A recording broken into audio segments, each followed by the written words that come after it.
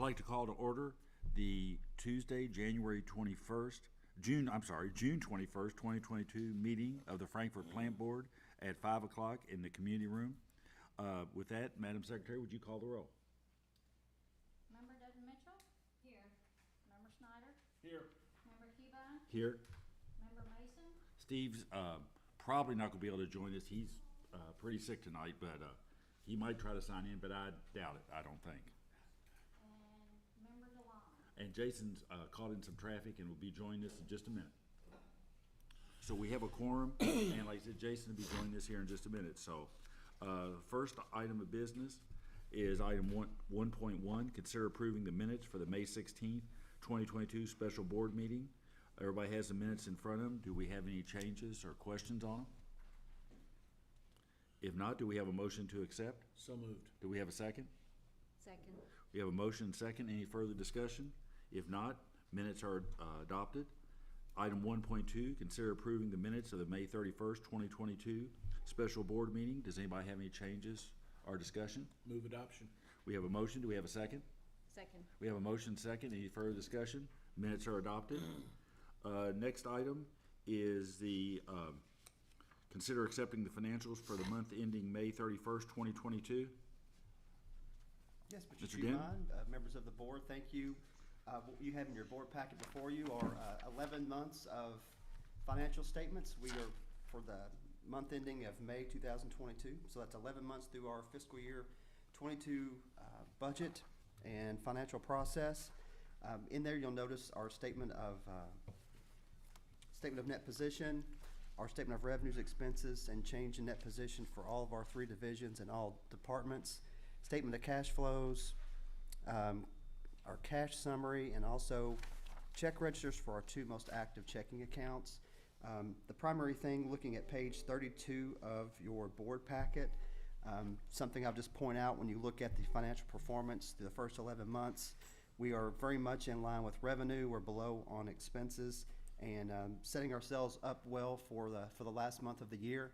In June, we book all of our year-end entries to reconcile all of our accounts, so we'll have some very large adjustments coming in June, primarily for the unfunded pension and insurance adjustment. That's always a big one. But next month, we usually take a month off to allow us to reconcile all accounts. We probably won't have the June financials before you next month, but we'll produce the June and July at our August board meeting. Does everything look on track to close out as you pretty much projected in the budget? Yes, sir. Right now, we're tracking our net contribution is better than expected, but I believe that'll tighten up with some of those expense adjustments. But I think we're going to overall be in a decent position at the end of fiscal year 22. We're working with the auditors currently on preliminary audit requests. The board has retained Blue & Company for this current fiscal year audit. So I just want to give you a little update. We're working on preliminary budget audit requests with them right now. And we also have a call with Standard & Poor's on Thursday. It's just our annual bond rating update call that we have, that we do with them. So that's coming on Thursday as well. So a lot of year-ending activities, but overall pleased with how the year's gone with all the challenges we've had. Any questions of David on the financials? Okay, with that, do we have a motion to accept the financials? So moved. We have a motion. Do we have a second? Second. We have a motion and second. Without any further discussion, all those in favor say aye. Aye. Those opposed? Item 2.2, consider approval of the 2022-23 fiscal year budget and accept 5-year plan. This was the subject of a special meeting we had to review the budget. And David, you want to tell us what you've done since we met on it, and kind of walk us through where we're at on it as what's the document in front of us today?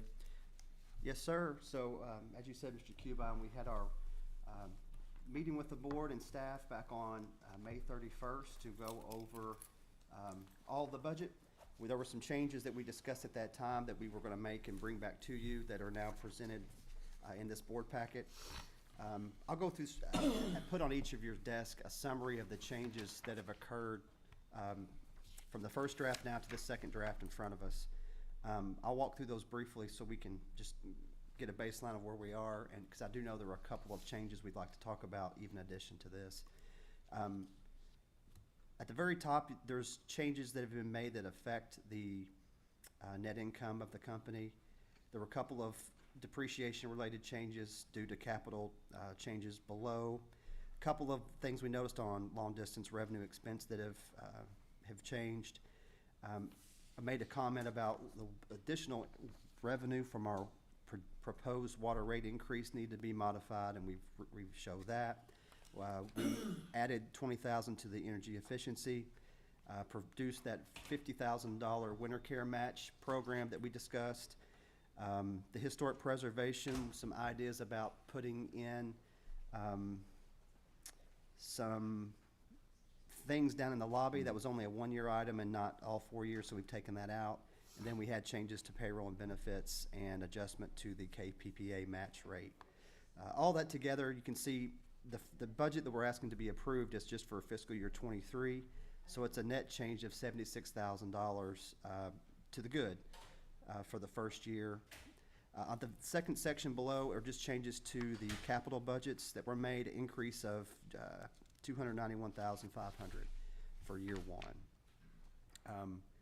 So this is just a summary of the changes we discussed then. We do have a couple more that I would like to, whenever you're ready, Mr. Cubine or board members have any other thoughts, I could mention those as well that have come up between our board meeting on the 31st and today that are not included in this draft.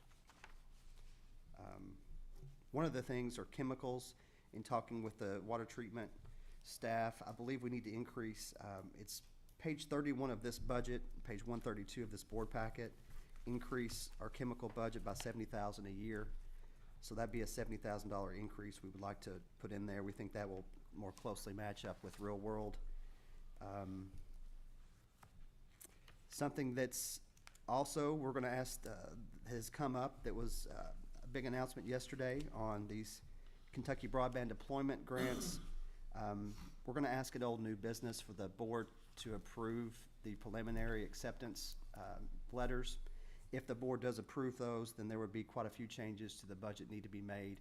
We would show the revenue that we can consider it revenue coming in for the grants. We would show the increase of $16 million in capital projects for the funding over that period of time, and then the depreciation on that new work as well. So that'll be something that we would need to add to the budget. Great news, but it would be quite a bit of a few lines that the capital will go up, depreciation, and then we'll show the revenue on the grants. The other part. And David, excuse me, that would all be in next year's, but none of that's this year, right? It's all next year's next fiscal year's budget? Yes, sir, it would be in '23. Okay. So that $16 million total project would be spread out over 3 or 4 years, and we would show that in the next draft. Sure, okay. In your budget also, we have in the electric section, we have the SEPA credit that is, it's on page 24 of the budget, page 125 of the board packet. This is the KYMEA gives us a capacity and energy credit for our SEPA, and that is included in this board packet. But we also must pay for the energy and transmission to SEPA. That part was omitted. We need to reduce that credit by about $800,000. Let's just say $1 million a year reduction in that credit, just because we do pay for the energy and transmission, and then we do get a credit from KYMEA for the SEPA. So other than that, I know there was discussion, Mr. Cubine, about potential more marketing. I didn't know if you wanted to recommend that or not. Or? Yeah, this is if the board wants to go in this direction. I had a discussion with Adam, Gary, and Kathy Lindsay, and Harvey about do we want to do anything in terms of, since in the area of telecom, water and electric is one line of business, and telecom, we're directly, working against how the private sector sets up, so forth. And we looked at the possibility of doing some additional marketing, doing some things in terms of retention of customers. If a customer calls, if you call right now to our competitors and you say, I want to drop change, you immediately go to retention.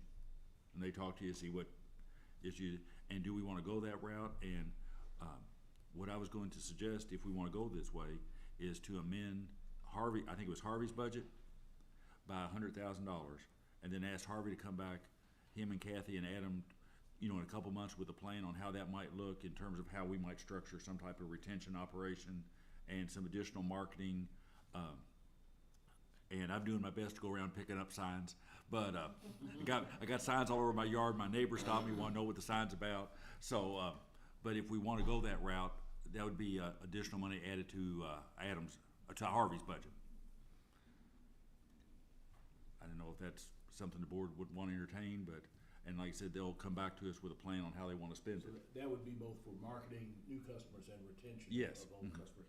And I think David mentioned that whether we want to have some separate people working retention or have our current customer service people trained in some additional retention activities, and we don't have those outlined, what those might look like. I mean, Right.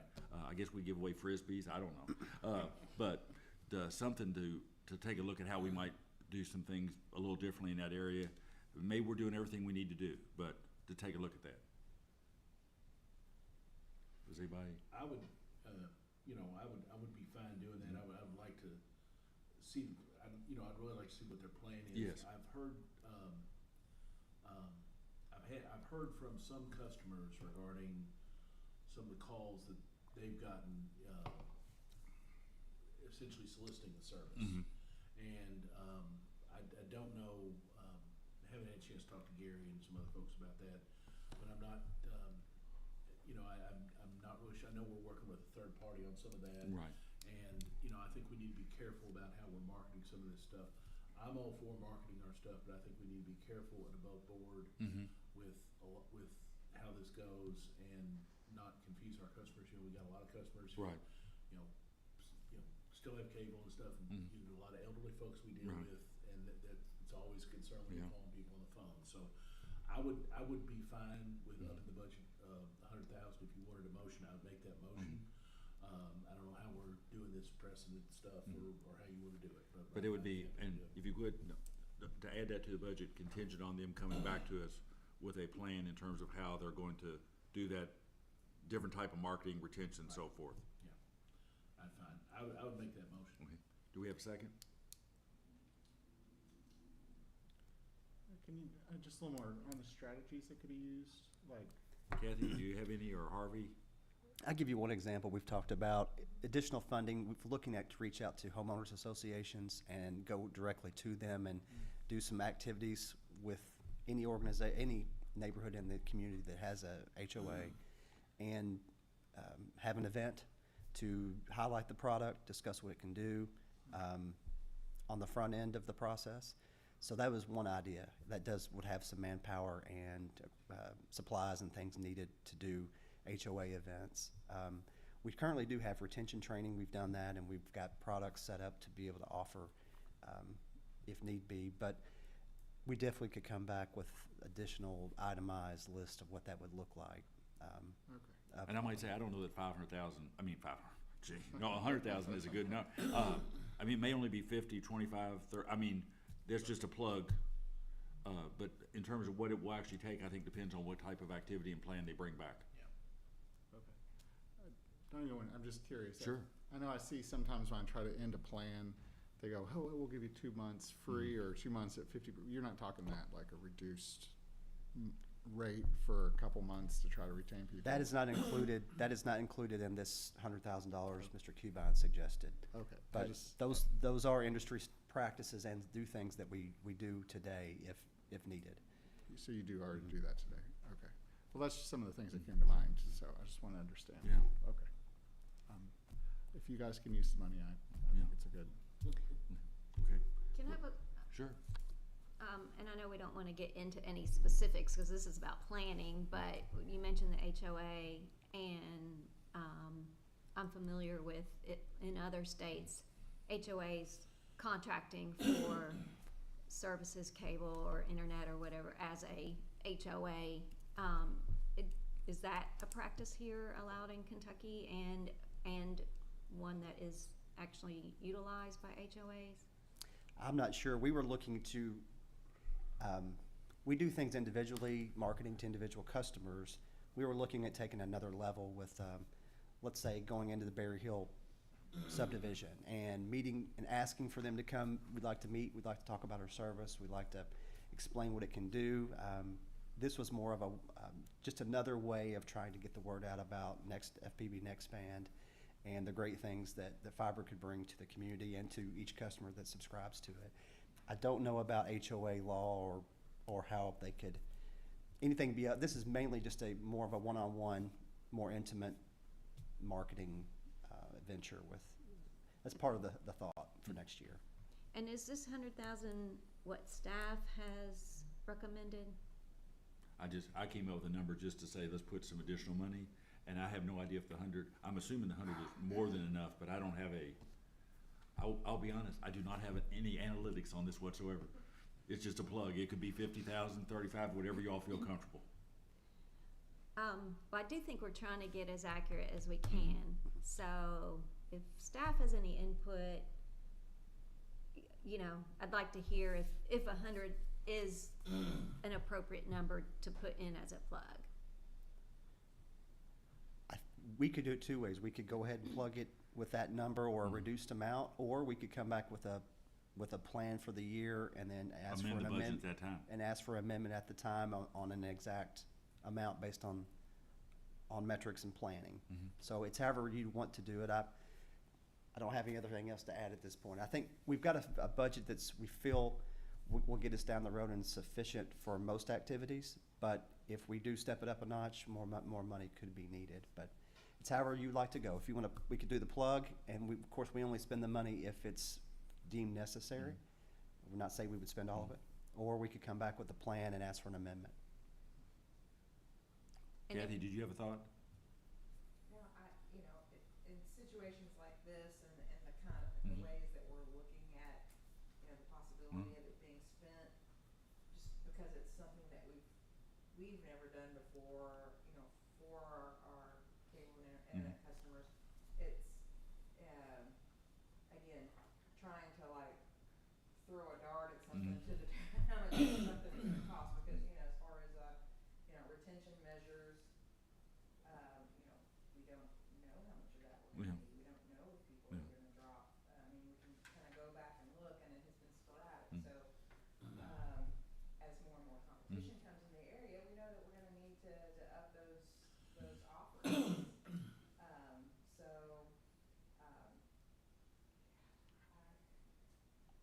I'm up for what.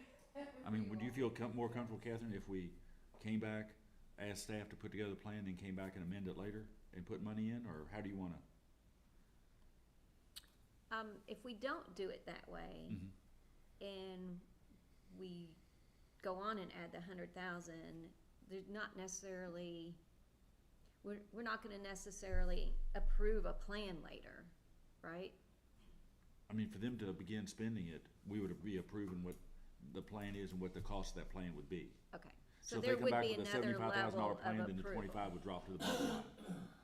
If they come back with a $35,000 plan, it'd drop. If they come back with a $110,000 plan, we have to rediscuss it and see if we want to put more or. Well, if we're gonna have to approve it anyway, why don't we just wait and have Okay. them come up with a plan? I'll go ahead and withdraw my motion. Okay.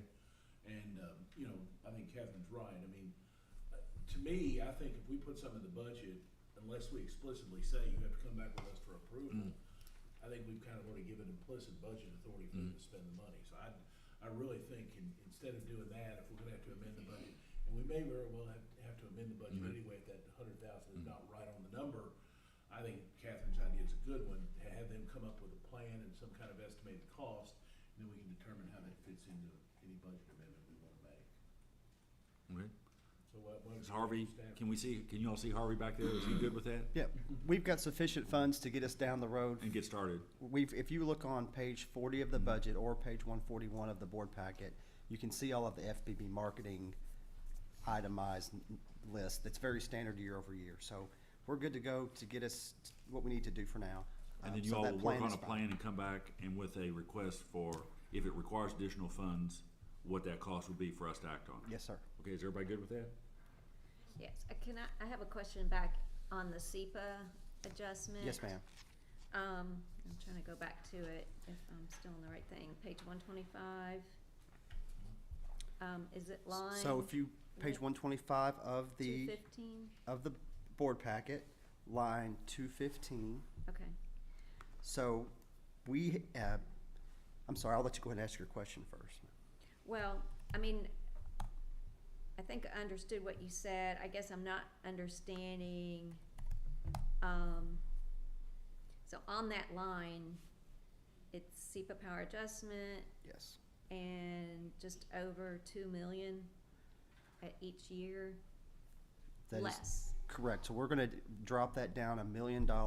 So the first year would be a $1.3 million credit instead of a $2.3 million credit. So that's a reduction in wholesale power cost.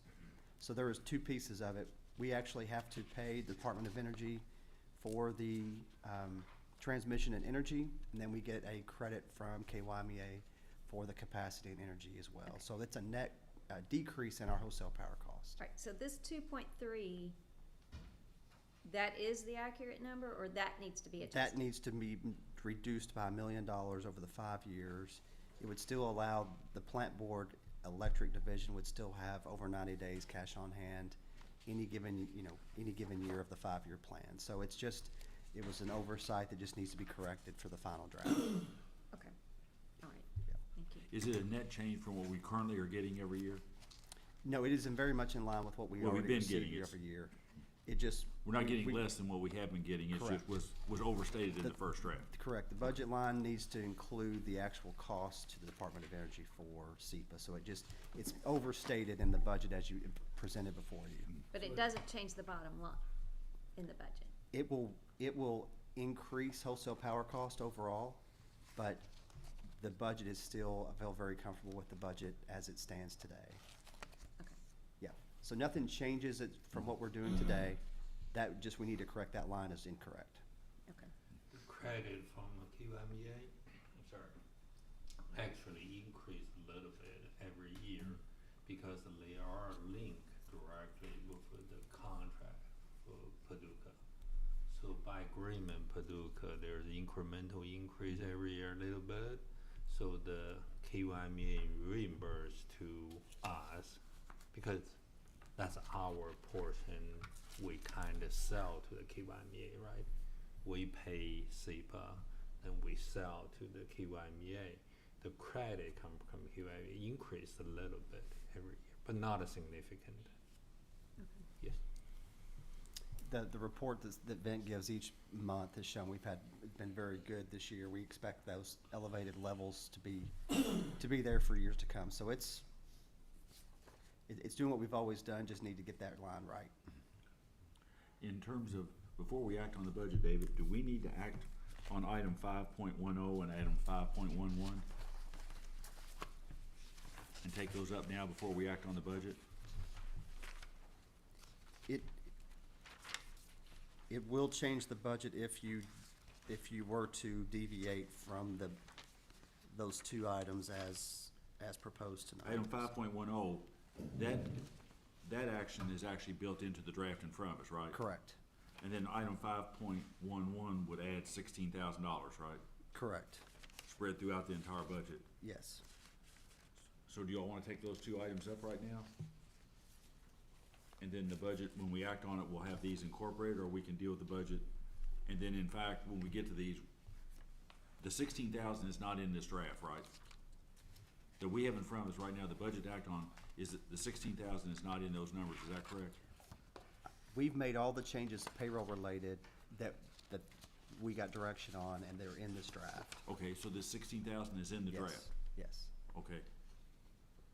So when we adopt the draft, when we get to items 5.10 and 5.11, we in fact have already voted in the affirmative on those. you have, I mean, in the way, at the same time, the payroll budget is, based on so many different factors Right. that say you did not approve 5.11, we would not need to in the budget Right. for 17,000. I just was trying to get them in order in terms of, Right. do y'all feel comfortable, wanna go on and discuss 5.10 and 5.11 now, or just go and act on the budget and then deal with them then? We'll deal with them now? Might as well Okay. take them now. Yeah. Okay, 5.10, is Michelle here? What you doing? You wanna talk about both those? Yes. Okay, so 5.10, adjustment to pay compensation plan for the 22-23 budget. So in light of the current, inflation environment, the board at its budget meeting, work session, wanted to adjust certain current pay compensation plan. So the first thing that you have mentioned that you wanted to adjust is the 2% raise for those employees below the midpoint, to suspend that, as well as to suspend the maximum salary cap in each grade for employees, such as the employees that may receive a board-approved pay increase that places the employee beyond their maximum. So staff asked for a motion to approve these two adjustments to the pay compensation plan and to implement the 8% cost of living adjustment comparable to the state for this year. And so every employee, regardless of how close they are to the maximum, will get the full 8%, right? Correct. Okay. Yep. So. Do we have a motion on that? So moved. We have a motion and a second? Second. We have a motion second. Any further discussion? All those in favor say aye. Aye. Those opposed?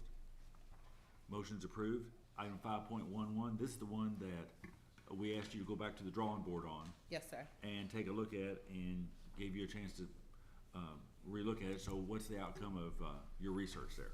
So if the board, since the board has approved the 8% cost of living, to propose a salary adjustment, it will only affect 21 employees, and the cost will be approximately 6.8K. And so what we're proposing is that we adjust the pay structure, and the details are on pages 261 to 265. And this avoids any pay compression issues. Correct. And what you're gonna apply the 8% first, and then go back, and those people that fall below the new, that are current employees, they will get brought up to the new minimum. Is that correct? Yes, sir. Okay. Do you have any questions? And you said 6,800? Yes. 6,800? 16,000. 16,000? Yes. Okay. Does anybody have any questions of Michelle on this one? So in order, Mr. Chairman, I make a motion to approve the change in compensation plan, outlined in item 5.11. Do we have a second? Second. We have a motion and second. Any further discussion? If not, all those in favor say aye. Aye. Those opposed? 5.11 is adopted. Thank you. Okay. And that takes us back to item 2.2. Is there any other changes you need to go over, David? No, sir, so the ones we covered in the summary before you, we will come back with the marketing, so the marketing changes off the table. Chemicals, this is line, 340, of page 31 of the budget of 70,000 a year. We've had increase in the chemical, and the auction and the cost that we think we need to account for that. Reducing the SEPA credit by $1 million on line 215. And then the broadband grants that were recently preliminary awarded to the plant board. If the board does accept and we move forward with that, would be an increase in capital depreciation on that investment. And then we would have to show the additional $11 million coming in from the county and the state. So those would be items. We could always come back later if you'd like to see the breakdown of those. But those are the three changes that we would like to get in this first draft, to just avoid having to come back with preliminary, with amendments. Any questions of David? So David, let me get this straight. On the grant stuff, you're gonna go ahead and fill out the budget stuff based on what our plan has already been talked about in terms of depreciation and everything else. And we're gonna just approve that tonight, and then you all publish that in the budget. There won't be a need for a budget amendment next month for the budget we just passed, Yes, correct? sir. It would be, just for us internally, it would just be nice to get that in our first draft. Okay. And we're off and running with the new year. So it would be dividing up the $16 million project. We'll make assumptions on how the money would be, how the project will move, how the money would be spent over the 5-year plan. 5 years, It's right. front-end loaded, mainly first 3 years. Right. We'll show the funds coming in from the county and from the state. You'll have depreciation on the whole investment that will occur over the life of the investment. project, yeah. And then we'll have the revenue coming in from the county and So there's three different things that are impacted, but overall, it is a large benefit to the Certainly net positive for the, Is that for the positive? organization, yeah. You would absolutely assume too, something I did not factor there is assumptions on the take rate from customers in the county. That we would make an assumption on what the additional revenue would be. Right. And we hope everyone takes it. And Kathy and Harvey are working on that, to Absolutely. make sure everybody takes it. Absolutely. Okay, any other If questions? you would like to approve what we could do, if you would like just to approve the budget as before you, and then we could come back with a revised third draft to make it more clean, we can do that too. It depends on how the board would like to act. I thought just summarizing it out, feeling comfortable with the changes, it would be nice just to get it into this Well, first. I mean, I think we know we're gonna get the revenue from the state in the new fiscal year. We know that's gonna flow in. Right. When we made the presentation and worked with the county, we told them we'd work with them in terms of when their match was loaded. In terms of how they were gonna pay it over the course of the project. But I think, like you said, if we go on and approve it now to load that state revenue, Yeah. then the budget published in terms of total revenue is the best accurate picture of what we think we look like right now. Right. And if we have to amend later, but at least like when you meet with the bond rating agencies, all those people, the size of the budget is as accurate as we know it to be right now in terms of total revenues. Correct. Yeah, we'll have to, yes.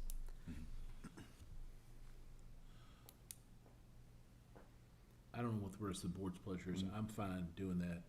We've talked, we've got an understanding of what this project is. We know how it's gonna play out depreciation wise, and we've talked about what the schedules are gonna be. I feel confident that they'll be able to fill those numbers in.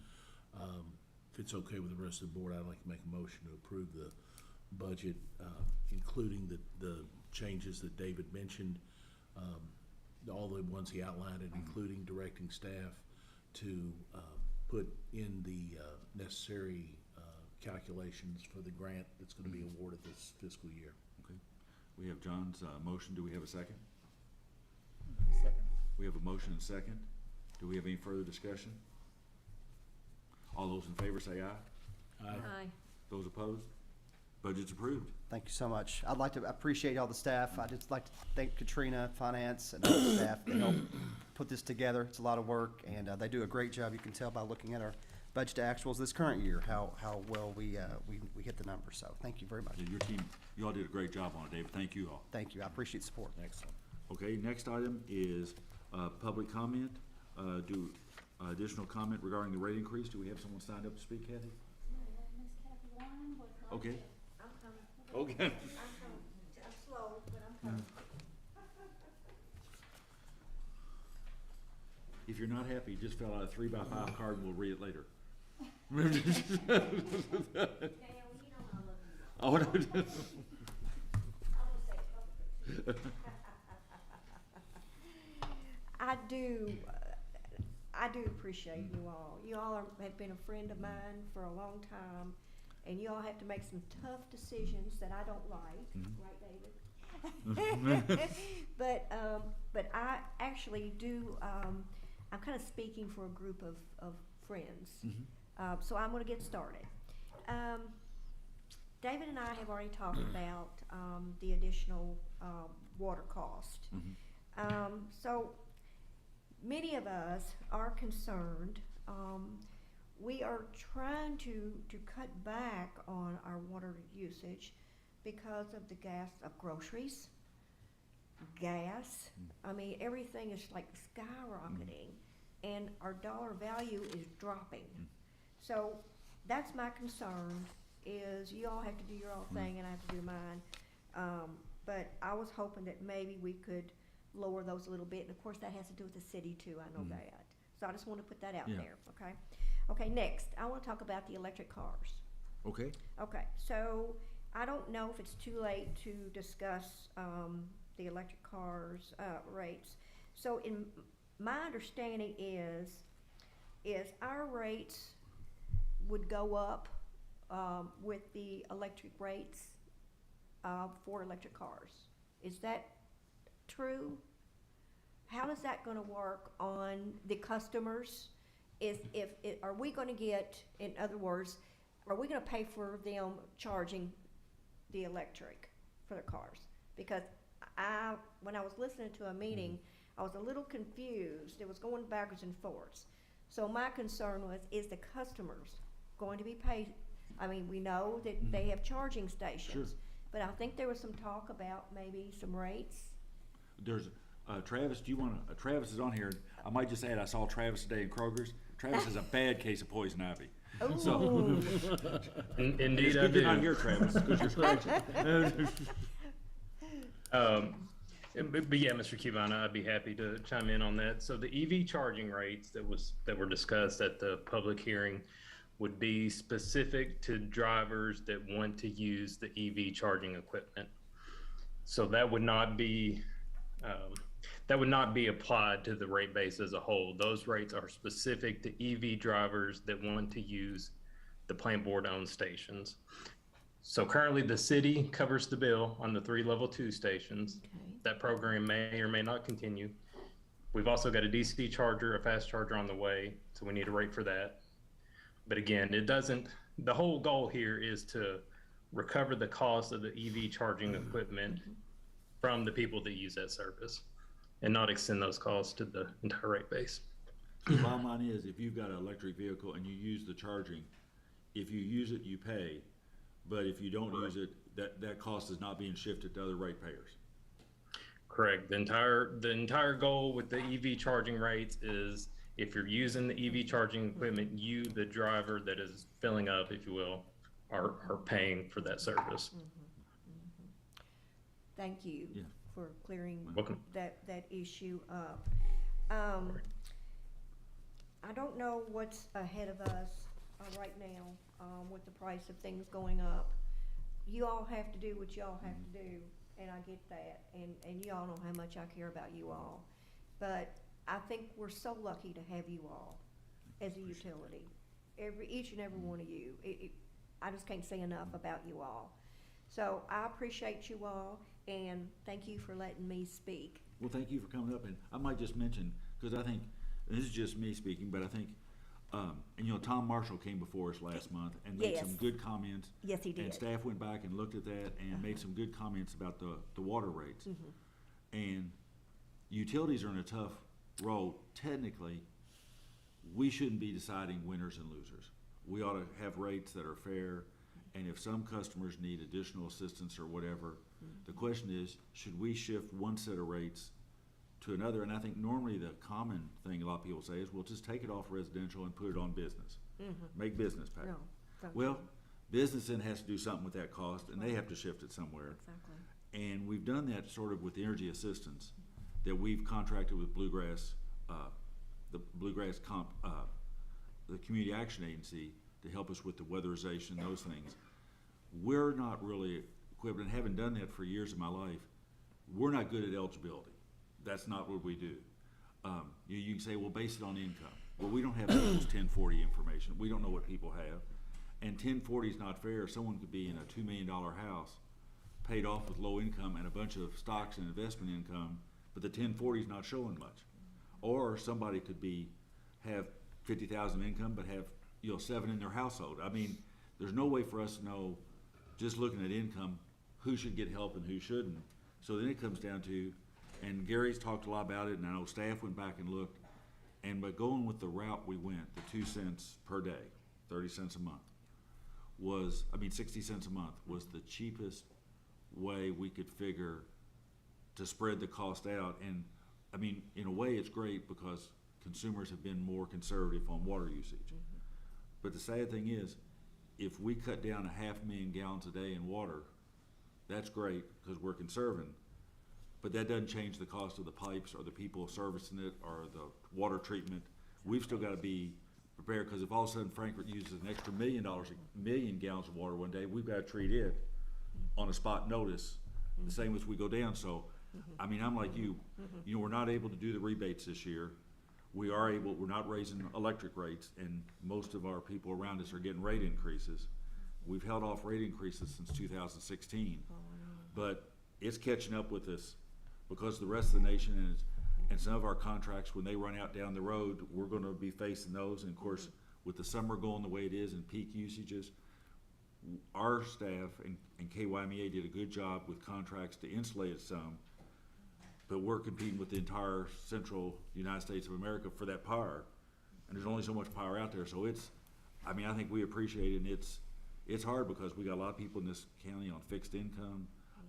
Retirees aren't getting increases in their checks. I mean, it's. Exactly, and you're not either, John. Yeah, but for us, I think it was fair to say, David, I mean, Gary, you all went back and looked at it, and David Billings and that David Denton, the 2 cents per day was the cheapest way we could figure to do it without getting into cost shifts, because then when, would we put it on just big business, would we put it on medium-sized business? Who would we decide to shift cost off of? And I know this board, it was a struggle, so, but I appreciate it, and I appreciate you coming forward, and I think Tom Marshall did a great job coming last month pointing out that we really need to look at, as a utility, should we be looking at rates differently? But I appreciate your efforts, and thank you for your support. Well, I'm just an old Public Service Commission Yeah. gal, so Yeah. I know a little bit about what you are Yeah. going through. But again, I think the Frankfurt people are so lucky to have you all as our utility. And I always know that you all hold our interests in your hearts. But like you said, this utility has costs that you all have. And you all can't afford to swallow all of them. No. So yes, the ratepayers have to be included in those rates. And anybody that knows that, maybe perhaps they don't, not an old PSC person that knows some of this stuff. But yes, and I appreciate you telling me that. Yeah. But again, thank you, everybody. David, Well, thank you. Okay. Item 4, no potential or agreed upon related party transaction report, Mr. Denton? Not that I'm aware of, unless there's someone that has a item they'd like to bring up. Now, is Vint with it? Vint, today, everybody's everywhere. Vint had jury duty in Anderson County. Is he joining us, or who's our master? What we tried to do on this was reduce the number of staff in the room, because Franklin County has moved up in the COVID rankings again, unfortunately. So reduce the number of staff. So, Mr. Billings, you're the master of ceremonies? I'm gonna start when we talk about the operations. Okay. Yeah, so we'll go ahead and go through the first 3 are the administrative departments, so we'll have Darren come up and give us a quick knock Okay. review, and then we'll hit customer service and public information, and then Mr. Billings can go with operations. Okay.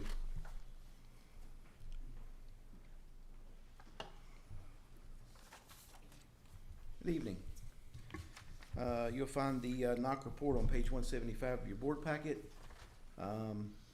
Looks like in May was a pretty busy month for the NOC. Just the phone calls we handled were almost double our normal monthly, so we had some outages and other things happen. It was just pretty busy.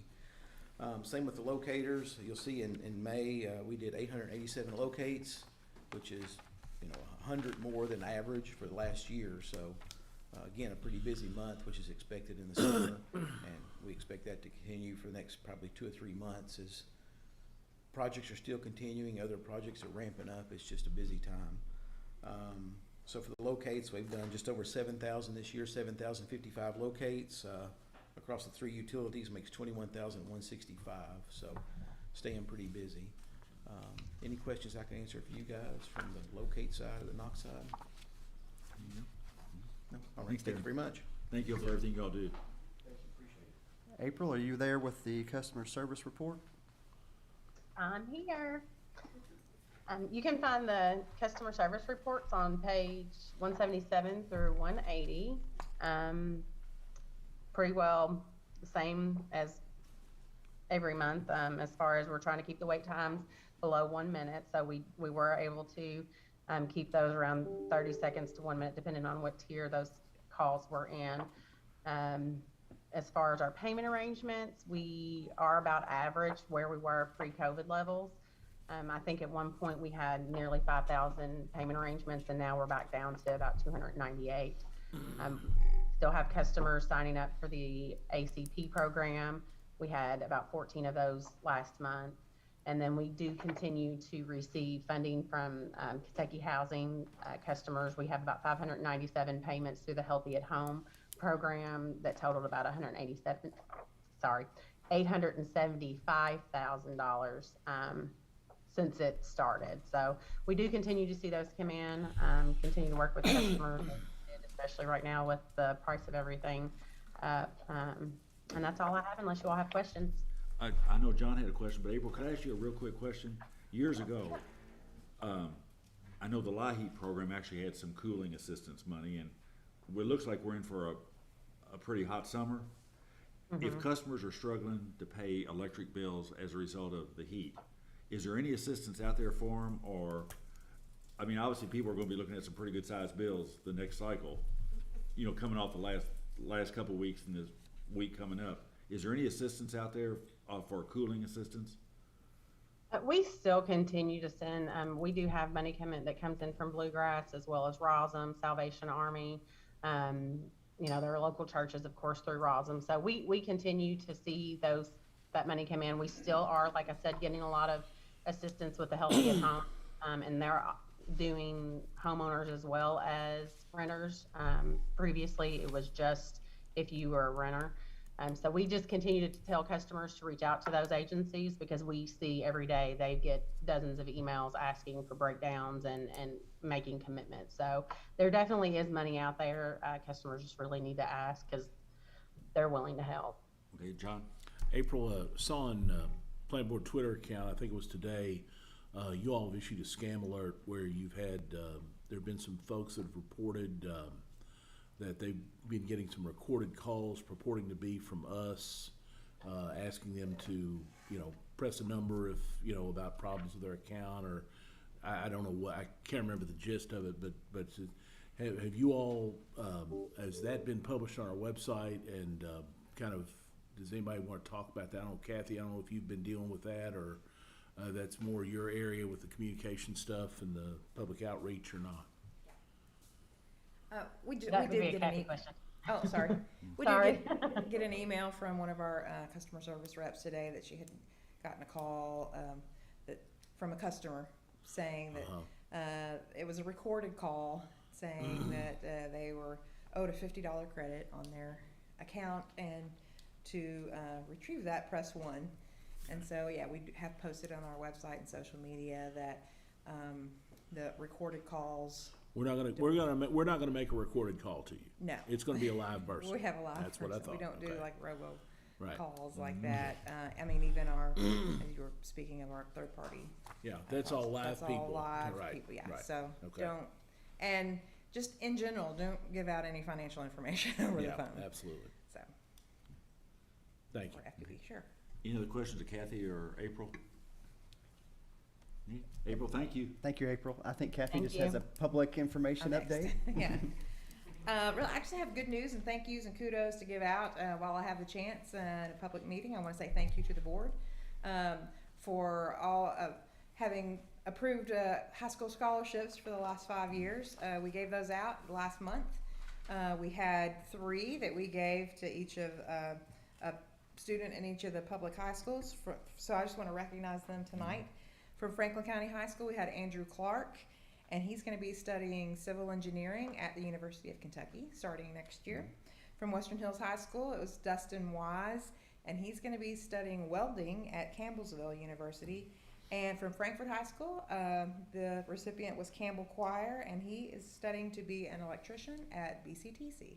So we want to wish all of the students, especially the ones that we honored, good luck and congratulations on your graduation, and best of luck in the future. And we want to see you come back to our community and put everything you've learned back to work. And while I'm on that, I do want to give kudos to Cable 10 for our crew for going out and covering each of the graduations. I know that it's something that all of our customers who have students or family who are participating in the graduation, they like to be able to see it on Cable 10 if they're not able to make it in person, or they like to go back and look at it. Those things we have available for people just to look up and watch, and we streamed it live on Facebook and also on our YouTube channel. And I know that our crews worked really hard, because especially for the for the Franklin County and Western Hills graduations, they were both on the same day. So our crew was moving from one location in the morning to another location in the afternoon, and it was large production. So I just wanted to say thank you to them. Also, I want to say thank you to the water department, because as we're moving into summer, they get a little extra busy because a lot of people are requesting the water monster, and we haven't had that in use for the past 2 years because of COVID, and it's really getting put to use now, especially as it's hot outside and more organizations are having the events, and it is a service that we provide. And as a matter of fact, speaking of summer, today is the longest day of the year, and they're having the longest day of play up at Juniper Hills tonight. The Kiwanis Club does that. We have the water monster up there tonight. A special thanks to 2 of our water crew who came to deliver and install the water monster there. And while they were filling it up, they were asked to help move picnic tables, and they did, and they were very heavy picnic tables, so they were able to help get things set up for tonight, and I really appreciate all the extra things that our crews do just to help out in the community. Last thing I want to say is just that this week marks 3 years that our Frankfurt's only live morning show has been around, and that's around 10. This week we're celebrating 3 years of being in production, and it's just getting bigger and better, and we're having more guests and more interest, and the ratings are through the roof, right? Ratings are through the roof. Thank you. Thank you. You're welcome. So again, thank you all for everything that you all do for us, because it just helps us do our jobs and help serve the community. So thank you. Thank you. Telecommunications, there's nothing going on in telecom this week, is there? I'll be covering operational reports for Mr. Foster tonight. I told him I could do it faster than he did, so if I lose, I can follow it. Okay. Usually along with this, we have a reservoir AMI and next band updates. We're going to be providing those later along with related agenda items. Okay. Starting out with telecom reporting for Mr. Heller. The report starts on page 181 and goes through 184. The report begins with customer numbers. The following 2 pages are the outages for the month of May. Telecom had 9 outages. Most of them were weather related. The last page is the trouble call report, which compared the same month last year. Moving on to electric for Scott Hudson. That report starts on page 185 and goes through 188. The report begins with the safety reliability index of 37.554 minutes. The following 2 pages are outages for the month of May. The electric department had 47 outages with 1,748 customers affected. Moving on to SEPA. The SEPA report starts on page 189. The Frankfurt Plant Board made $115,486 for the month of April, and $556,451 so far this calendar year. For the current year, the Plant Board has budgeted $829,944 for SEPA. At this point, I'll turn it over to Mr. Zing if he has any comments on KYMEA. I really don't have much new things. We're gonna have a board meeting this week. If I may approve the new rate. As we discussed, and I think the steel plant is 3% to catch the transmission increase by KU by last year. Basic KU hike 27% transmission. KYME only passed 10%, so the rest 27 or 26.9% will pass. As equivalent 3%. So the bottom line for our customers is, we're not gonna be able to do the rebate this year, but we're also being able to absorb the increase, and there's no rate increase.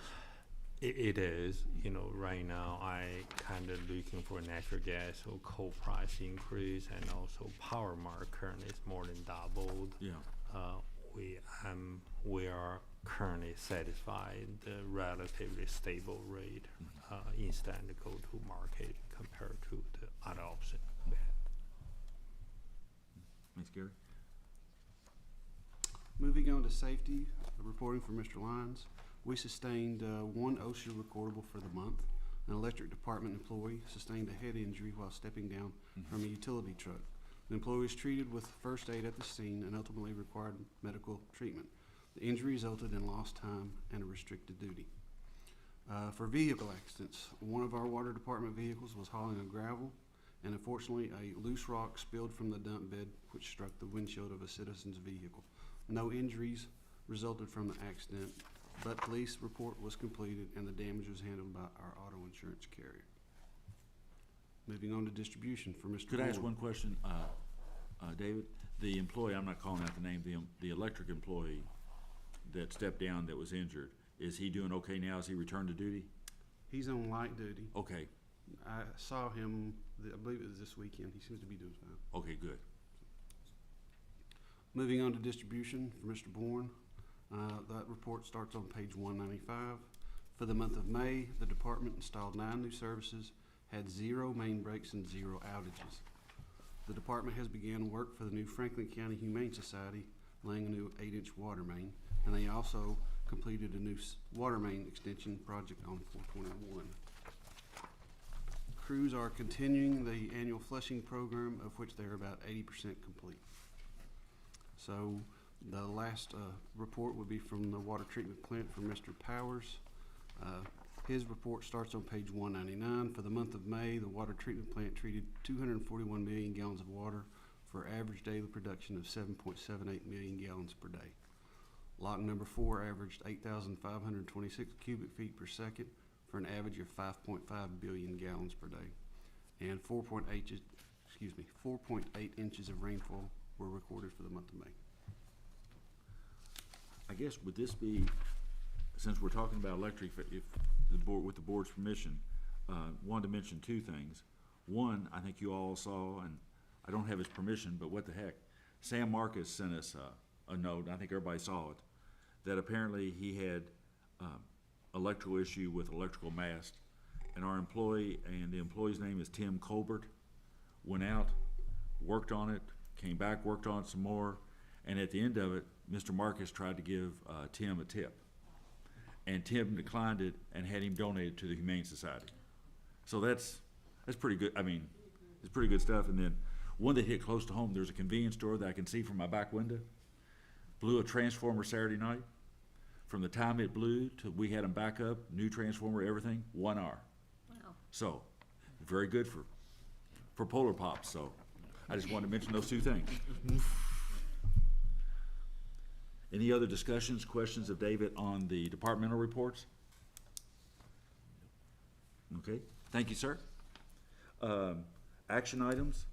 Well, first, when should we talk about, should Adam talk now, or Kathy, or you, Gary, or mention what we heard on Friday and then what happened on Monday? We could, or there is a one we gonna use the old new business, David. You wanna do it then? You to approve the right. Okay, you wanna do it then? Okay. Okay. Item 5.1, consider approval of workers' comp insurance renewal. JC? How you doing, sir?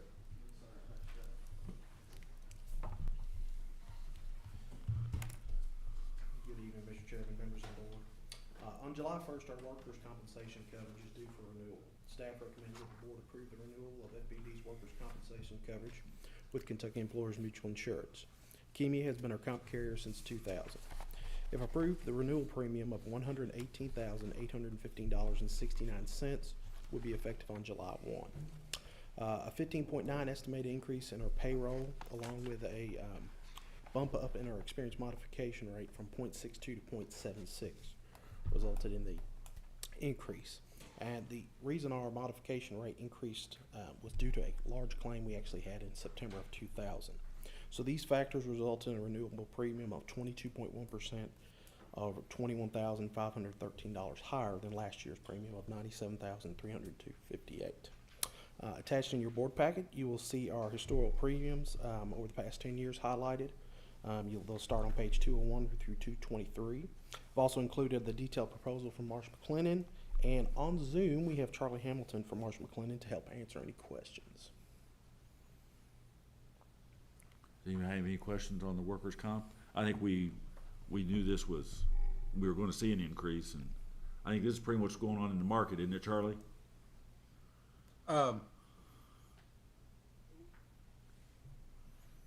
Muted. Yeah. Muted.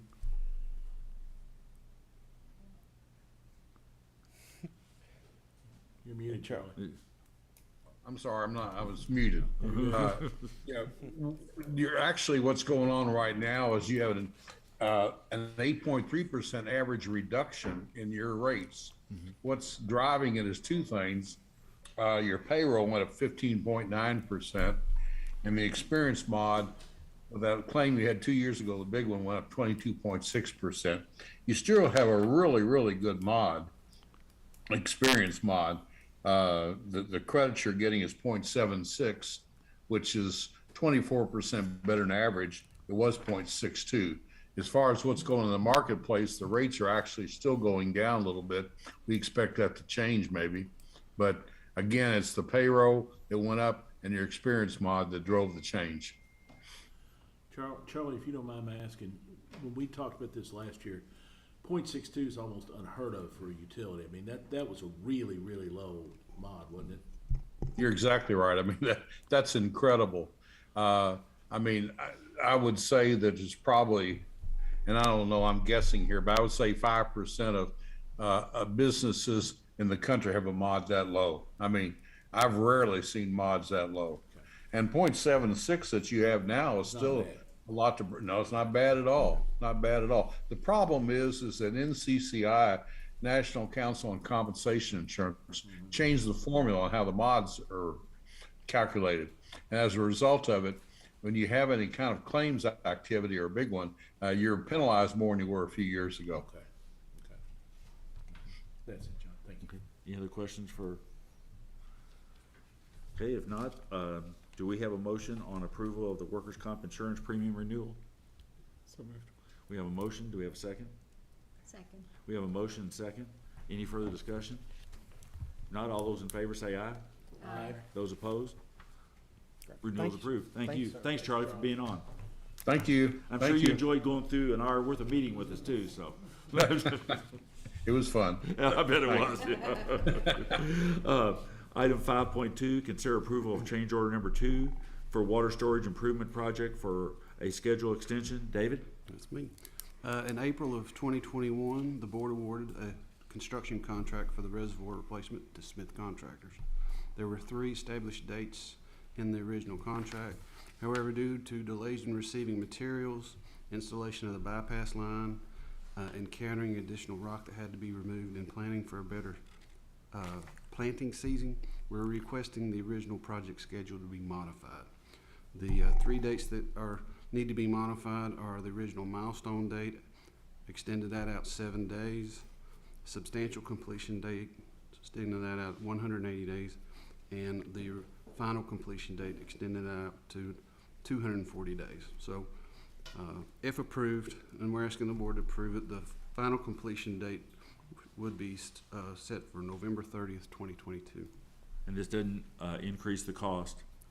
And as far as the reservoir itself, testing, everything is going well, right? Everything's going well. Okay. Do we have any questions of David? So this is for time only. This is not a cost change. So do we have a motion? I move to consider change order number 2 for water storage improvement project. Do we have a second? Second. We have a motion and second. All those in favor? Aye. Those opposed? Change order is approved. Thanks, David. At this point, I would like to give the board the reservoir construction update. Yes. A couple talking points. We had a progress meeting on June the 9th. We have received and approved our 10th payment request, which represents about 79% of the contract amount. The outlet structure and valve vault has been set. The new tank is completely in service. The tank painting has been completed. Upcoming work will be continuing construction of the retaining wall, continuing demolition of the north basin, and continuing backfill around the tank. I'll be happy to answer any questions. And So I might just, we passed a big milestone then with the tank being in operation now. Right? Yes, sir. Still work to do, but it's going well. Yes, sir. and I might just add, you, your team, the contractors, everybody, I mean, it's amazing how smooth this whole project has gone. I mean, you all have done an incredible job managing it. I mean, it was, from that first night up there when they first started pouring that floor, I found an old photo of it the other day with them, what was it, 50-some trucks? It's a lot. Pouring a continuous pour all night long. I mean, how smooth it's gone. You ought to be commended for what y'all did. It's been a team effort. Yeah. I've had a citizen ask if we have any drone footage of the project. We do. Oh, All right. We do. Well, obviously, he's interested in it. I'm wondering if maybe at the end of the project, there, you know, is that intended to maybe be used for some kind of overview of the project, or maybe it could just be used in, you know, That'd be a great some cable 10 discussion. to show from the beginning, tearing the old one down, starting to pour the drone footage, everything that's happened. I mean, We have that, and we also have had a camera, since day one. We should be able to do a time lapse on that, should we not, Adam? That would be a Really very cool. cool Yeah. program. Yeah. So, we'll work on that. All right, thank you. Item 5.3, approval of electric tariff revisions. Travis, are you scratching, buddy? I'm doing all right. I'm hanging in there. No, I'm doing okay. Thank you for asking. So this would be the third of three, if you will, official meetings. We actually had 4 discussions on the pending electric rate changes. We had the presentation of the rate study performed by 1898 Company. We had the public hearing where we discussed the proposed tariff changes. So this would be the third meeting. We're asking for the board to approve the policy changes. We've got the adoption of a value of solar policy, which is your larger commercial and industrial systems, how we compensate for excess. The EV charging station rates, there was one adjustment to that. We added some language about taxes. If any taxes become applicable, they'll be included. Those costs will be passed on to the drivers. So that's one change we made since the public hearing. The renewable energy certificate program is also before the board for approval. That's if the customer wants to buy renewable energy certificates, they can go direct to us to purchase those. And expansion of the primary metering language to include a usage discount for customers that operate and maintain their own facilities. So again, staff asked the board this evening to approve the electric tariff changes. To my knowledge, I don't think we've received any public comment on these, any of these proposed changes, aside from the little bit of discussion we had earlier. Be happy to answer any questions. Does anyone have questions of Travis? John? I just have a comment. Travis, thank you for changing that language to about the taxes we might have. For anybody who missed out on that previous meeting, the General Assembly passed House Bill 8 last year, which is the omnibus tax bill. One of the things that was involved in there was that public charging stations they have to charge a 3% per kilowatt hour tax, 3 cents per kilowatt hour tax on what they distribute. There was an exemption in there for utilities that don't charge, grandfathered in for what we are existing level 2s. Now our DC charger we'll have to pick it up, but if we ever have to start, if the city ever gives up on paying that fee and we have to start charging for it, we're gonna have to collect that tax. I appreciate you making that change, Travis. Sure, absolutely. Any other questions for Travis, Jason, Catherine? Okay. Although, do we have a motion? So moved. We have a motion. Do we have a second? A second. We have a motion and a second. Any further discussion? If not, all those in favor say aye. Aye. Those opposed? Approved. Thanks, Travis. Thanks for all your work on this. Yeah, thank you all. Appreciate it. Item 5.4, approved change order with census. Travis? Yeah, this is, I would say, similar to the change order David discussed earlier. This is a $0 change order, no additional cost to the board or our customers. The change order essentially speaks to the material delays we're experiencing. We've granted the vendor an extension on the time they have to complete the project. And again, the terms lay out that there's to be no additional cost to us. It just granting a little grace period for them to build up inventory and get back to knocking this thing out. One of the terms is if we do happen to receive material, we have the right to install those meters if we so choose. So if there are maintenance needs or new business needs, we will of course continue to support those. Any questions on the change order? And you might just know exactly what is census doing, what are they doing for us? Describe just what they do. Yeah, okay, so Census is the meter manufacturer. They're also responsible for installation services. So really, the change order speaks more to the installation services portion. They had a subcontractor on site that were doing the bulk of the installs. They have shut that down due to just essentially being out of meters. They installed everything we had. We got to 7,670 on electric, 4,518 on water. And again, we've essentially out of meters, so it doesn't make sense for them or us to continue to have an installer on site that they're paying for, paying for all their expenses as well. So again, we agreed to give them some reprieve on that, to take a little time to build back up their inventory. And again, it's both Census makes the meters and they're doing the installation services for us. Okay. Do we have any questions, or do we have a motion on the change order? So moved. We have a motion. Do we have a second?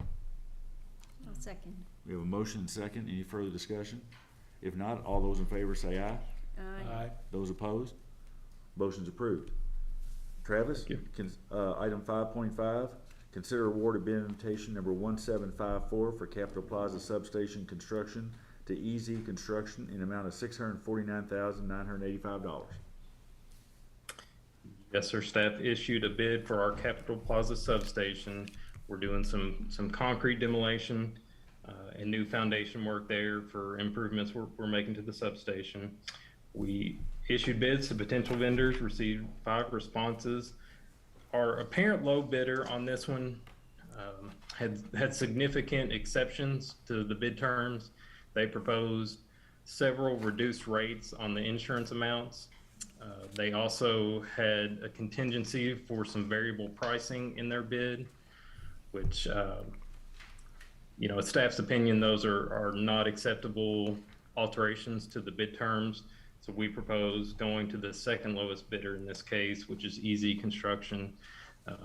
Hans has supported us, I think, quite a bit working through these issues. I think we have his agreement on this issue as well. So again, staff recommends awarding to EZ Construction for the Capitol Plaza substation work. John, I have a question. Refresh my memory, didn't we have a bid last week or last month where the same kind of things, like, we're gonna bid this, but the price might change? Did we not have that for cable or for poles or something? Where a bidder tried to do that as well? I don't think it was an electrical thing, but does anybody remember that? Mm-hmm.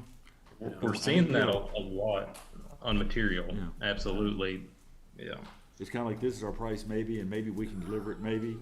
Kind of defeats the whole idea of a bid, doesn't it? Okay. If it's in order, Mr. Chairman, I move we consider accepting the bid invitation 1754 and award it to EZ Construction in the amount specified in the agenda. We have a motion. Do we have a second? Second. We have a motion and second. Any further discussion? If not, all those in favor say aye. Aye. Those opposed? Motion's approved. Travis, thanks, buddy.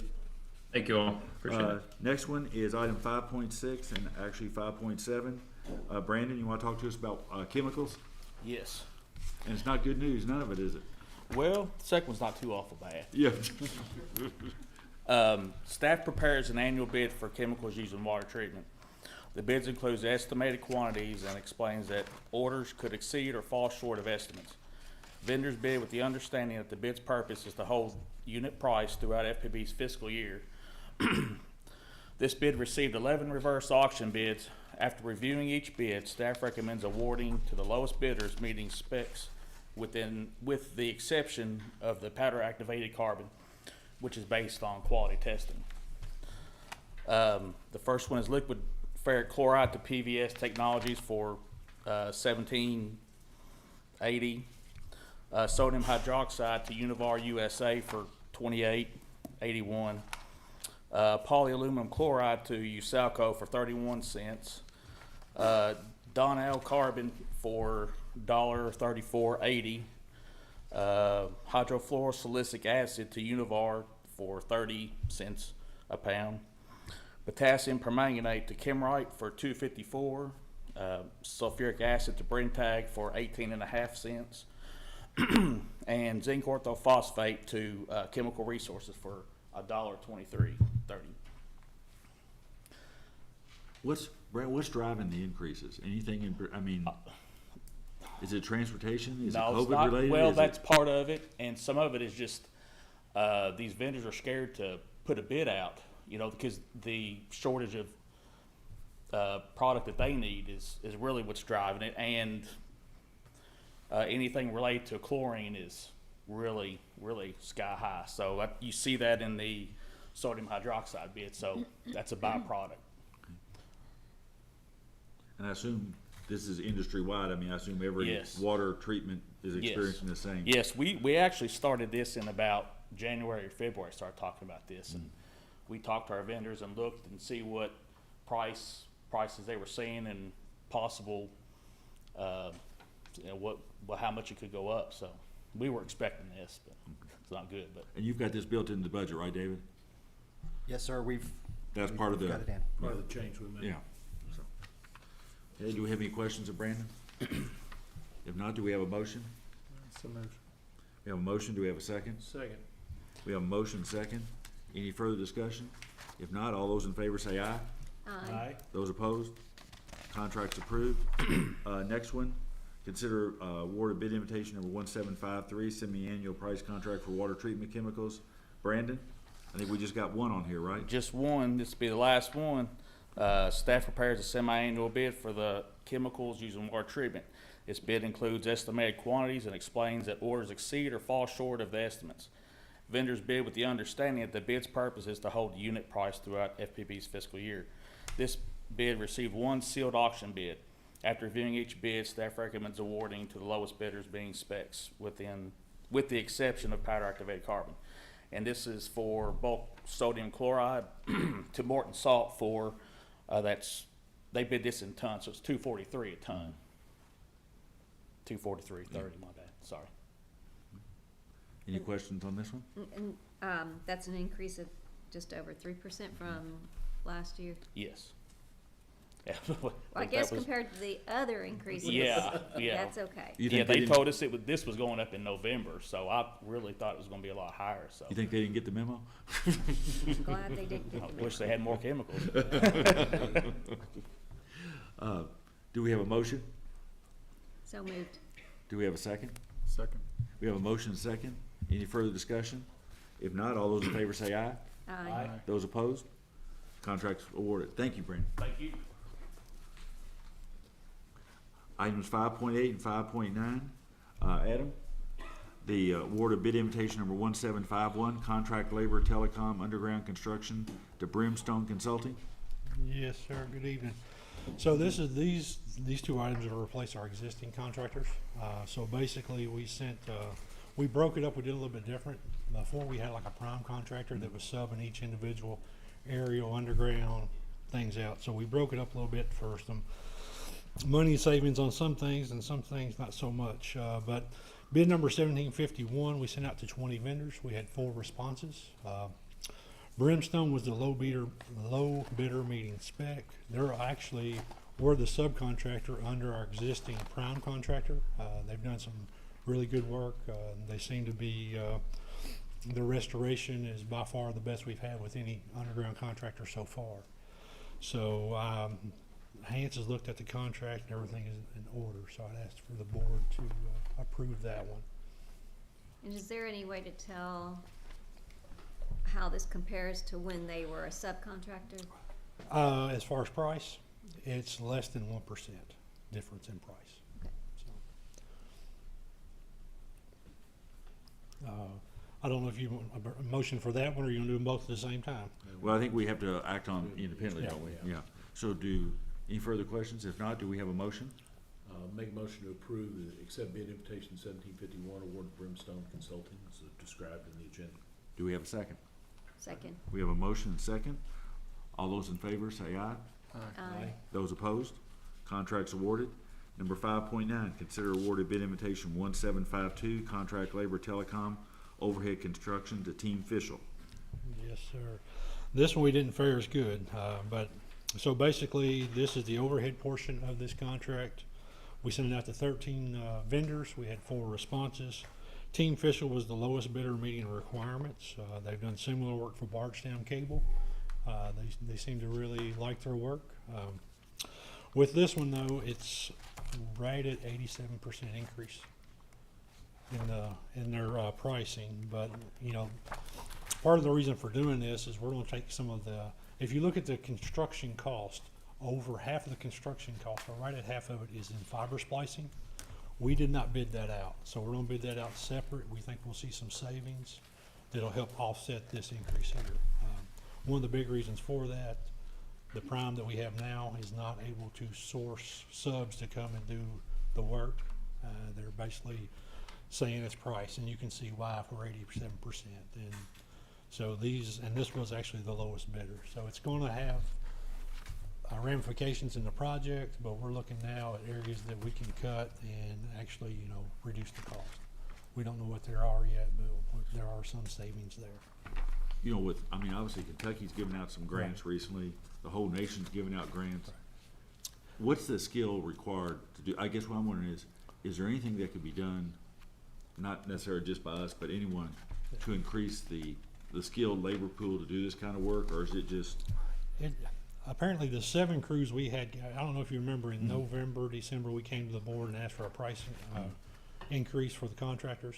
That was supposed to net us 7 more aerial crews. Basically, we met with them, it's been about 15, 20 days ago, and basically said that there was so much federal money, those crews are coming from Florida, that they were just going to stay close to home because they can make the same money because of all the grants and things going on right now. So as far as what we can do, I don't know. A lot of these guys are, you know, linemen or low voltage technicians that, you know, do pole and aerial work. So it's kind of a niche. The reason I was asking is, we're looking at a multi-year project, and I didn't know if anything with the vocational schools, the community, if there was anything to work with them to increase the labor pool, the training. What we usually see is if we get them out of lineman school, you know, they're pretty productive in the first month or so. But if not, you're talking about a year to 18 months to train them where they're actually productive on a cruise. So plus the equipment they need to. Yeah. So, like I said, we have some ideas to offset some of this cost with some fiber splicing. We'll probably bring a bid back next month on some unit pricing on that to see how that compares and to try to help offset some of this. Any questions of Adam?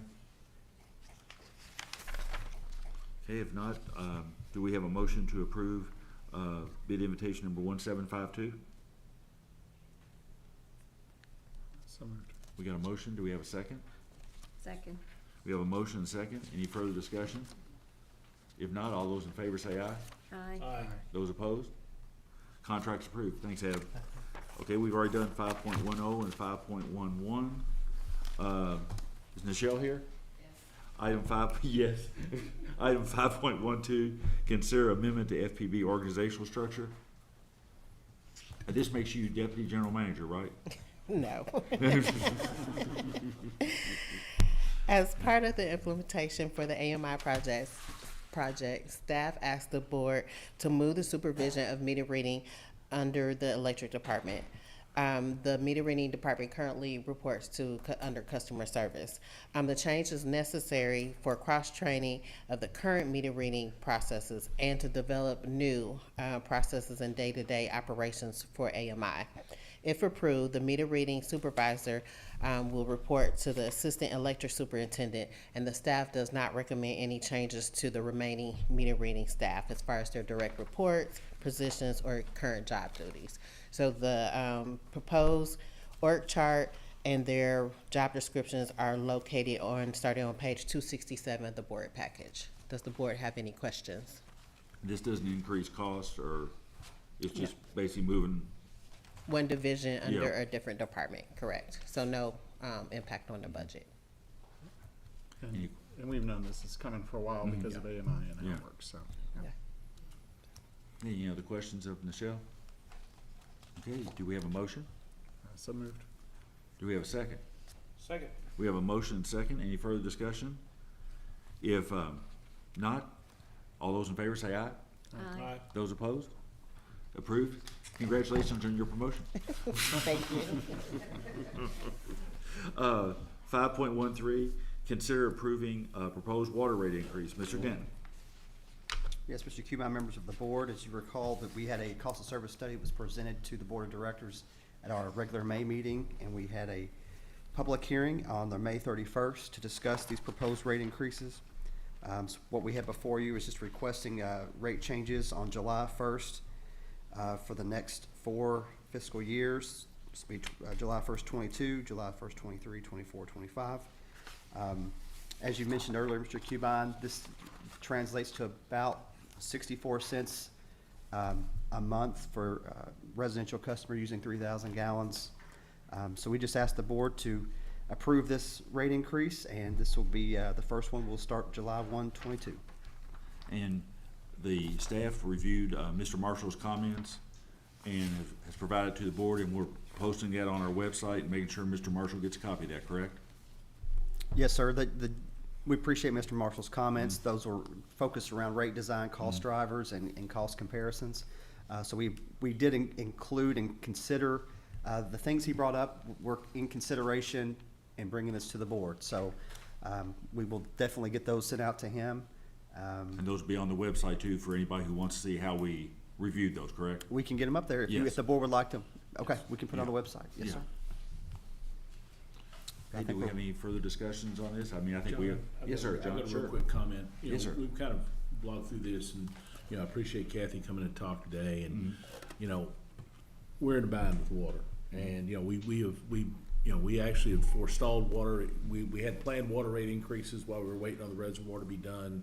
You know, we kind of held those in abeyance, so we've kind of been fighting against this for a while, and, you know, so much of our water cost is fixed. I think I've always thought that the way to address it is on the fixed cost things instead of trying to do volumetric stuff, because, you know, appliances keep getting more, you know, washers and dryers and dishwashers, they conserve more and more water, and, you know, trying to chase our expenses with a volumetric rate, I just think is a fool's errand. So, you know, I don't particularly like this, but I think it's a necessary step, and I think it is, you know, compared with the cost of inflation, it's, you know, less than what the cost of inflation is right now. So it's not the greatest thing in the world, but it is. It's a vote I'll make to keep our water service solvent and in good shape.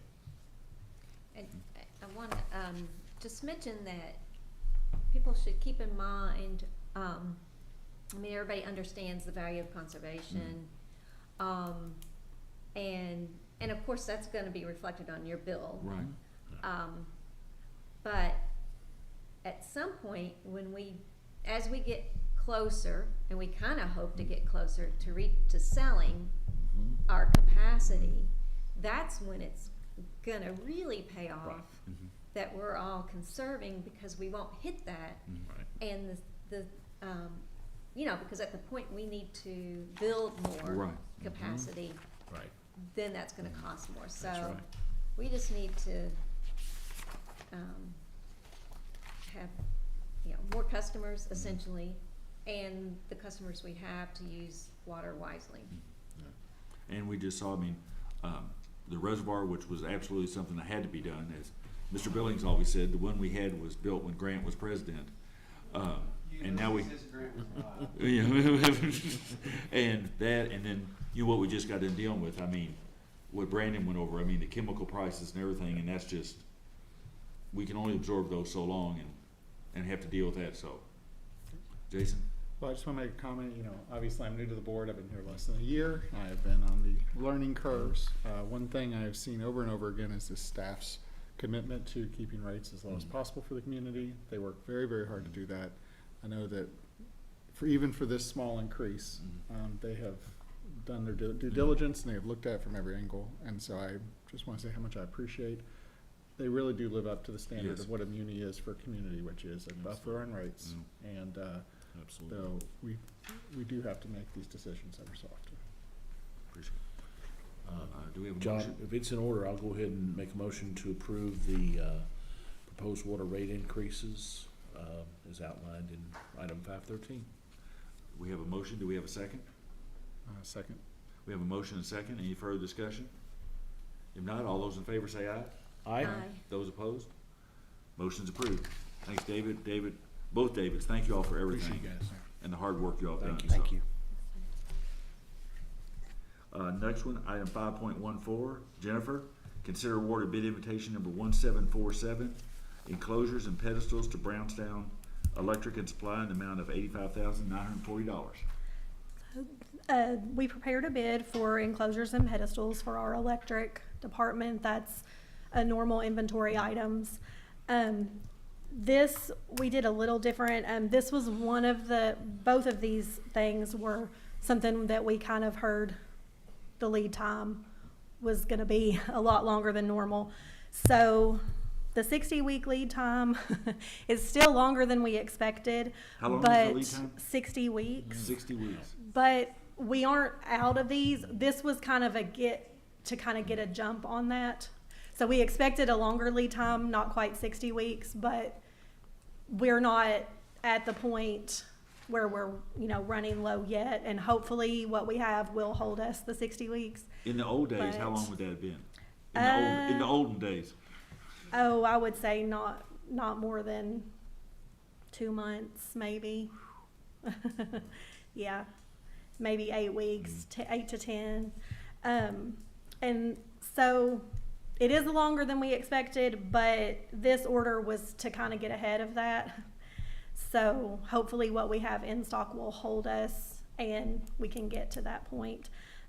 So the lowest bidder was Brownstown, and they're one of our normal vendors. And Is pricing about the same, or is it going the up? pricing is not much different. I mean, maybe pre-COVID, but the last, few years, the pricing hasn't changed much. It's just the lead time manufacturing of them is. So this was one of the items. We had 2 bids last month that were some other items that we knew were gonna be a long lead time. So we went ahead and tried to get ahead on some of the orders. Kind of question. Jennifer, this 60 weeks on this, I mean, from what I could see, there was a price, there was a time value of, the much reduced price, even though it's a longer lead time. Is that, for something like this, are they gonna deliver all the product at the end of 60 weeks, or is there a potential for them to have some of it done prior to that 60 weeks? They didn't indicate that. Some vendors do indicate that, That they'll be able to do others part could be of it? sooner. Right. They did not. They did not, okay. On this bid. Now, if they are available, they normally do ship what they Okay. have, but I would say Probably anything before not. that might be sold already. Yeah, ad hoc basis when they can. Yeah. Okay. All right, thank you. I make a motion that we award bid invitation 1747 to Brownstone Electric Supply. Second. We have a motion, and a second. Any discussion? If not, all those in favor say aye. Aye. Those opposed? Awards approved. Thank you. Item 5.15, consider accepting proposed wellness policy updates. Ms. Lindsay?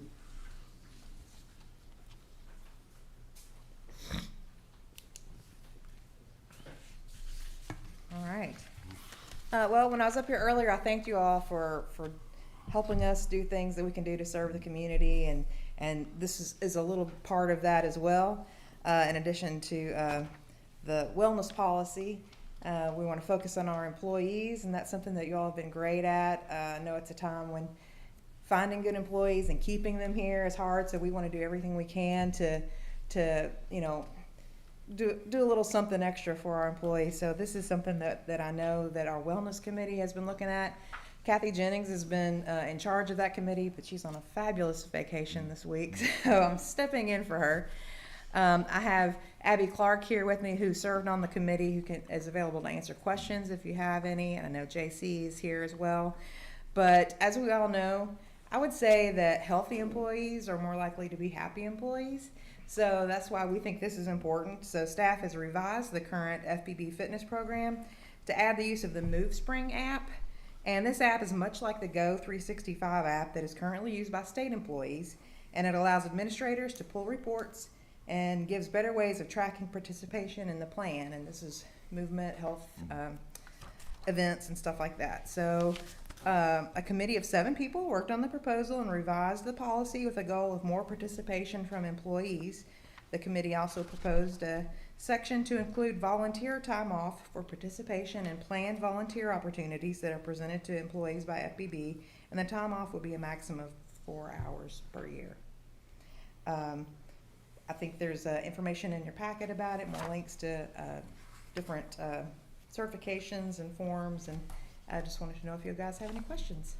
Well, I just wanted to add in the infamous first aid training that Steve Mason and I attended, that we wanted to put more money in JC's budget for defibrillators. Yes. Kathy Jennings also lobbied on behalf of this. Okay. So that was one of the most famous first aid trainings of all time, that 4 hours. Hey, if you show up, you're going to get lobbied. Well, if you're around. if that training had gone all day, we would have broke the bank. 'Cause it was, we were wanting to give out everything. I mean, you know, so. But anyway, does anybody have any questions of Kathy about this? Oh, I do have one question. Sure. I've heard of some of these programs, like through Humana and stuff, have points you rack up that you can buy things with them. Is that part of this at all? I don't think it is. Abby, did you hear that? I did. It is not. It's mainly focused on activity.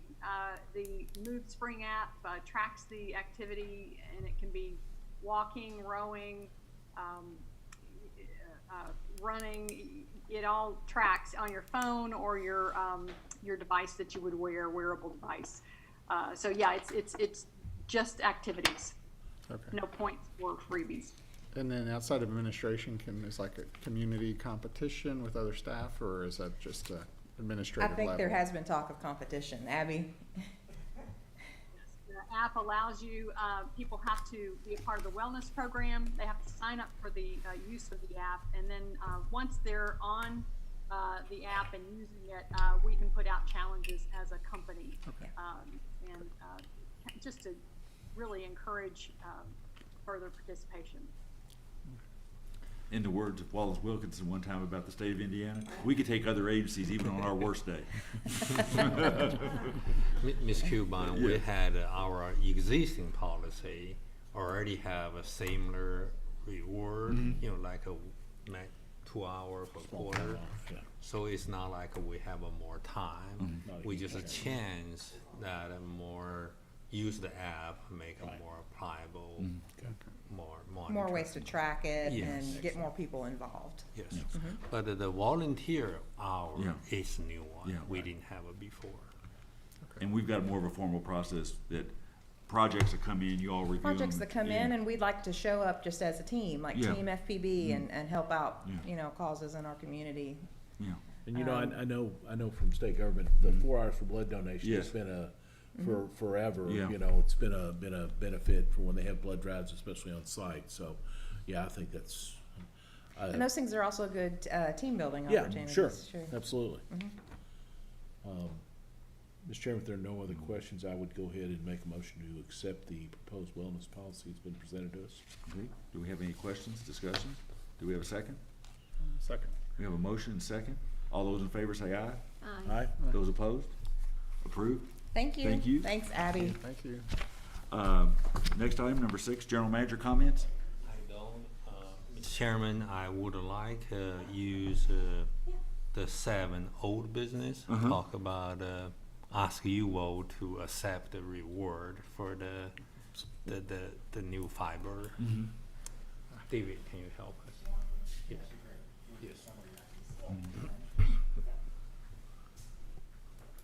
Well, I'd say we are pretty pleased to report that we, for all 11 applications that we submitted for our broadband expansion grant, we were awarded all 11 of them. So it's very exciting.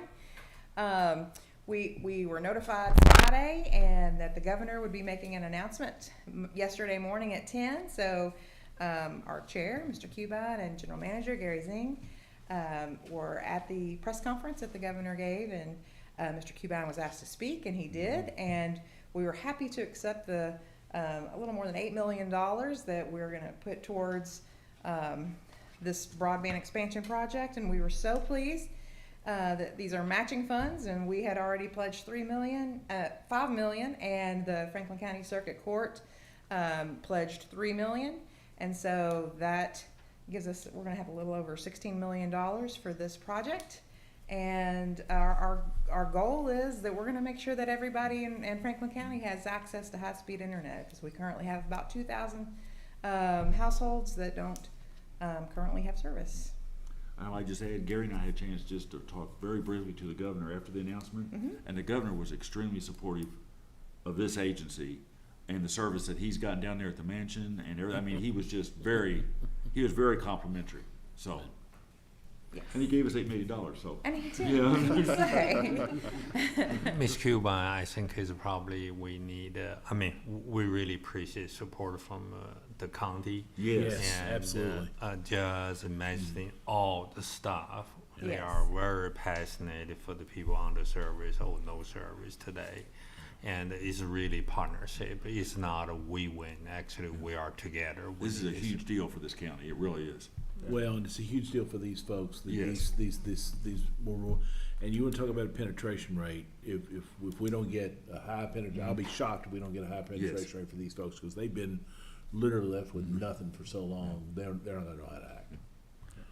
And I might just, we talked just briefly down there, see if this was okay with the board. You know, we kind of over the last couple of years have kind of had like a little unofficial ad hoc group that's worked with the neighborhood of Tanglewood.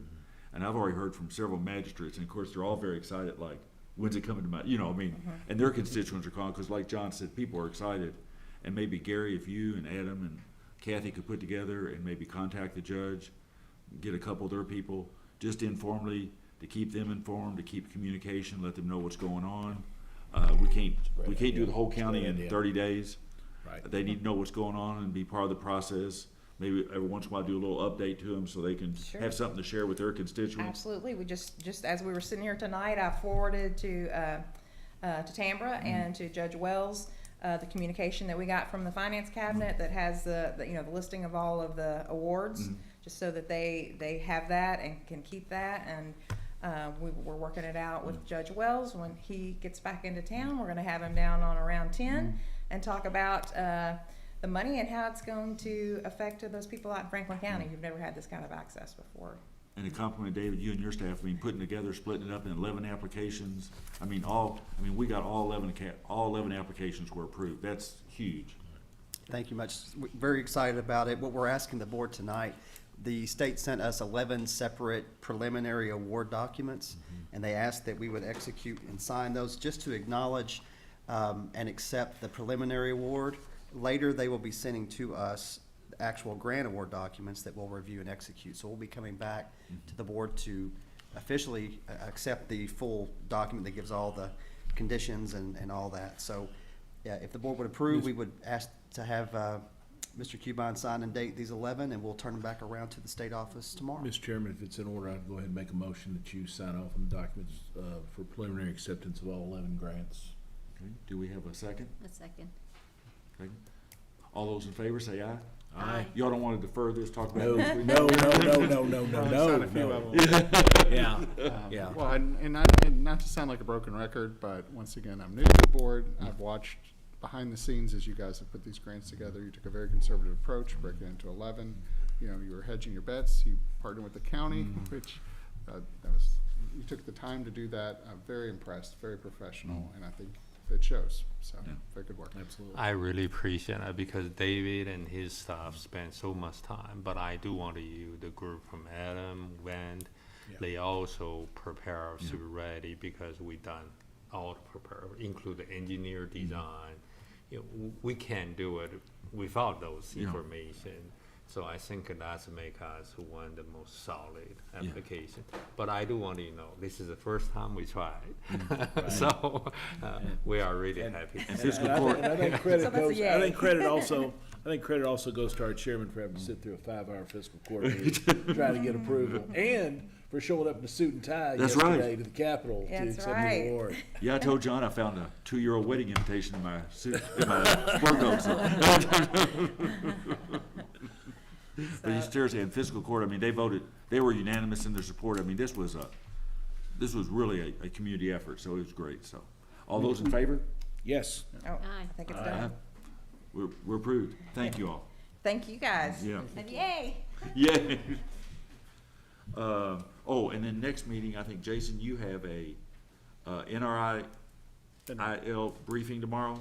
And then so next month, you can give us an update on what's going on with that and how it's progressing. Yep. Great. And you're keeping your eye on that, and then, and you and Catherine are working with staff on the community solar. And hopefully we'll hear back from LG&E here very soon on when we go down and walk around their stuff.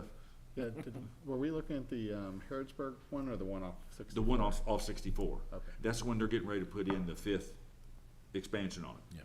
Ah, They've already sold 4 out, and it's okay. the 5th, they're getting ready to, or they're either getting ready or they're in the process of building the 5th section. Okay. Have you gotten in contact with the person you talked to? Mm-hmm. Okay. Yeah. I think they just don't want us to go down and break anything. You need a closed session, Mr. Chairman? Yes, we need a motion I on would that. make a motion to request permission to call a closed session pursuant to KRS 61-810-1C, discuss pending or proposed litigation regarding an OSHA matter and other, and a couple other items involving potential litigation. Right. Do we have a motion? Do we have a second? Second. We have a motion, second. All those in favor say aye. Um, Aye. Those opposed? We'll take about a 5-minute break and come back.